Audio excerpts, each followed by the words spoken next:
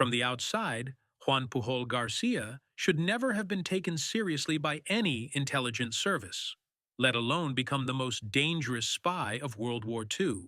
He had no military background, no formal training, no elite contacts, and yet, by the middle of the war, Nazi intelligence believed he was one of their most valuable agents operating inside Britain.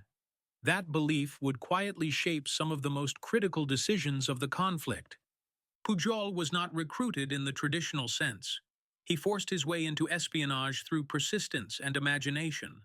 When British intelligence initially rejected him, he did not give up. Instead, he approached German intelligence directly, offering his services as a spy loyal to the Reich. What followed was not an infiltration supported by a vast network or advanced equipment, but something far more dangerous: a deception built entirely from credibility. Operating under the codename Garbo, Pujol did something no one expected. He invented an entire spy network from scratch, dozens of agents, each with names, personalities, political views, weaknesses, and access. None of them existed. German intelligence did not know this. They paid these agents, trusted them, defended them when doubts arose. Over time, Garbo's fictional network became one of the pillars of Nazi intelligence reporting. What made Pujol so effective was not the information he claimed to have, it was how he delivered it. His reports were never dramatic, never urgent without reason. He mixed harmless truths with carefully delayed warnings. He admitted gaps. He explained failures. He made mistakes small enough to appear human, but never large enough to provoke suspicion. German handlers began to see him as reliable precisely because he did not sound perfect. This was the core of the danger. Pujol did not just lie, he understood how intelligence services want to be lied to. They reward consistency. They protect sources that confirm their expectations. And once a source becomes trusted, scrutiny fades. Garbo exploited that instinct relentlessly. Each successful report lowered the guard a little further. Each confirmation reinforced the illusion. By the time German intelligence fully committed to him, Pujol no longer needed to push his deception aggressively. The system worked for him. His handlers defended him. His reports shaped analysis. Contradictory intelligence from other sources was questioned, not his. Garbo had become a reference point. And once intelligence begins to revolve around a single trusted source, that source gains extraordinary power. This was not a spy stealing secrets from the enemy. This was a spy shaping how the enemy understood the war itself.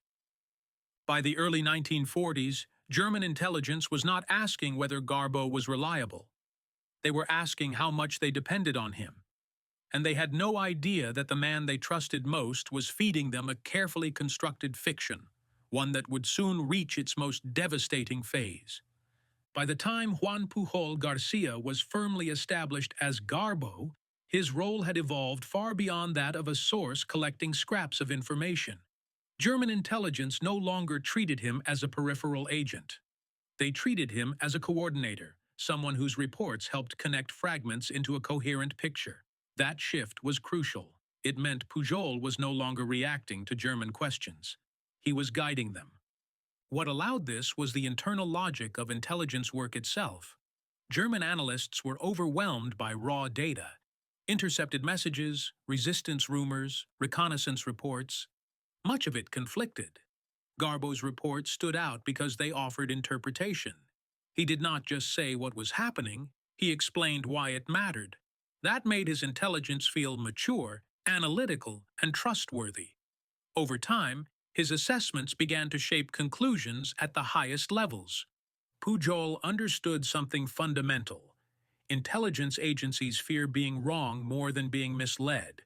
Once German officers began to rely on Garbo's fictional network, admitting doubt would mean admitting professional failure.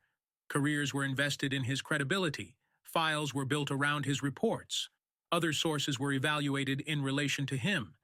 At that point, Garbo was no longer a source to be tested. He was a benchmark. This is where the operation became truly dangerous. Pujol started influencing German expectations about Allied behavior. He reinforced the belief that the decisive invasion would come later. He framed real movements as diversions.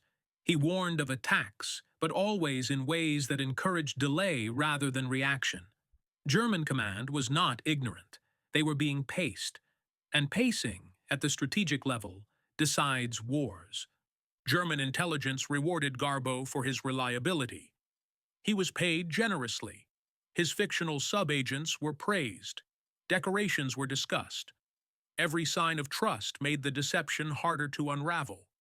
Even when some officers questioned the scale of his network, they could not point to failure. Everything appeared to work. And in intelligence, apparent success is the strongest protection of all. As Allied preparations intensified, Pujol's reports grew more influential, not more dramatic. He avoided absolutes. He allowed uncertainty, just enough to sound professional. This restraint was key. Overconfidence attracts scrutiny.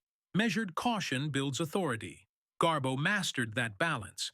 His intelligence felt responsible rather than sensational, which made German planners lean on it even more heavily. By now, German high command was not simply reading Garbo's reports. They were planning around them. Units were positioned based on his warnings. Reserves were held back because of his predictions. Strategic patience, the thing Germany could least afford, was being reinforced by the man they trusted most. The danger had reached a new level. Pujol was no longer just deceiving individuals. He was shaping institutional behavior. The Reich's intelligence system had absorbed his narrative so deeply that correcting it would require dismantling its own assumptions. That would not happen willingly. At this stage, the operation no longer depended on constant creativity. It depended on timing. The lie had been accepted. Now it had to hold, just long enough.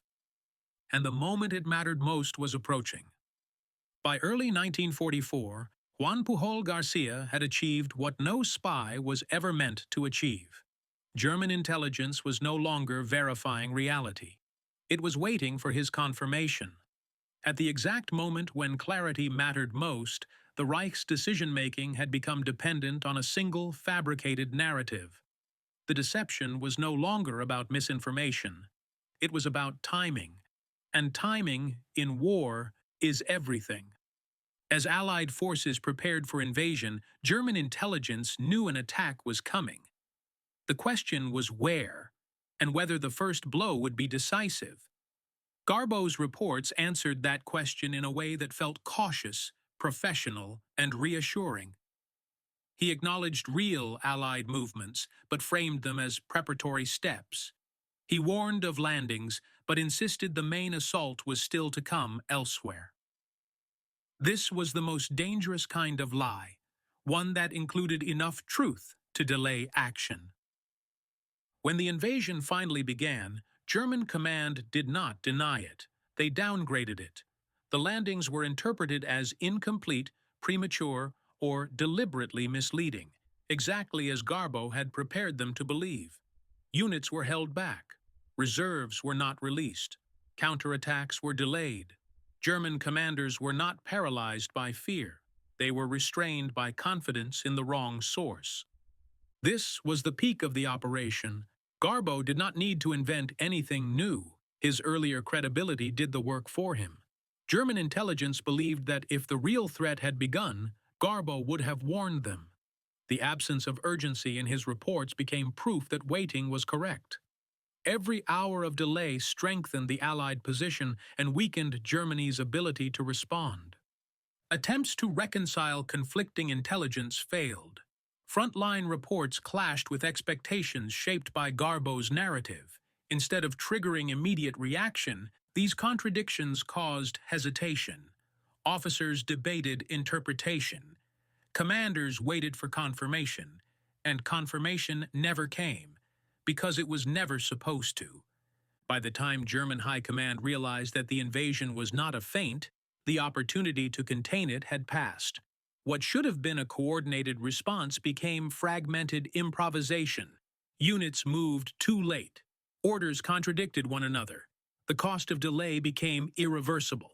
The brilliance and cruelty of the deception lay in its simplicity. Garbo had not blinded the enemy. He had taught them to trust the wrong signal at the worst possible moment. German intelligence was still functioning, still analyzing, still communicating, but it was operating inside a reality he had constructed. At that point, exposure no longer mattered. Even if Garbo had been unmasked, the damage was done. The decisions influenced by his reports could not be undone. The Reich had waited when it needed to act. The most dangerous spy of World War II did not win by secrecy alone. He won by convincing the enemy that patience was safety. And in the final hours before Germany understood the truth, patience became catastrophe. When the war ended, German intelligence was forced to confront a truth that bordered on the unbelievable. The source they had trusted through the most critical phase of the conflict had never existed in the way they believed. The sprawling spy network they had funded, praised, and defended dissolved into nothing. There were no arrests to make, no collaborators to expose, only reports, thousands of them, written by a single man. That man was Juan Pujol García. Operating under the codename Garbo, Pujol had constructed one of the most effective deception operations in military history. He did not steal secrets or infiltrate secure facilities. He weaponized belief. By understanding how intelligence services validate information, protect trusted sources, and resist admitting error, he turned the Reich's own system against itself. The consequences of his work were not theoretical. German divisions remained in reserve while Allied forces secured beachheads. Counterattacks were delayed at the moment speed mattered most. Strategic assumptions hardened around a false reality that could not be corrected without institutional collapse. Garbo did not defeat Germany alone, but he ensured that when the decisive moment arrived, Germany responded too late and too cautiously to stop it. What makes Pujol's story uniquely disturbing is how little it relied on chance. His success was not the result of a single lucky break. It was the product of discipline, patience, and psychological insight. He understood that modern warfare is fought as much in the minds of decision-makers as on the battlefield. Once he shaped those minds, outcomes followed. Even Allied intelligence was stunned when the full scale of the operation became clear. British handlers had known Garbo was effective, but not how deeply German command had depended on him. The deception was so complete that German intelligence officers, reviewing the case after the war, admitted there had been no obvious moment where exposure was possible. Garbo had not been careless. He had been invisible by design. That is why his operation is still studied today, not as a clever trick, but as a warning. Intelligence systems, no matter how sophisticated, are vulnerable to confidence, bias, and the desire for coherence. Garbo exploited those weaknesses without ever raising suspicion. He remains the most dangerous spy of World War II, not because of the secrets he stole, but because of the decisions he shaped. He did not assassinate leaders or sabotage factories. He altered the enemy's understanding of reality at the moment when understanding mattered most. And by the time the truth was revealed, the war had already been decided.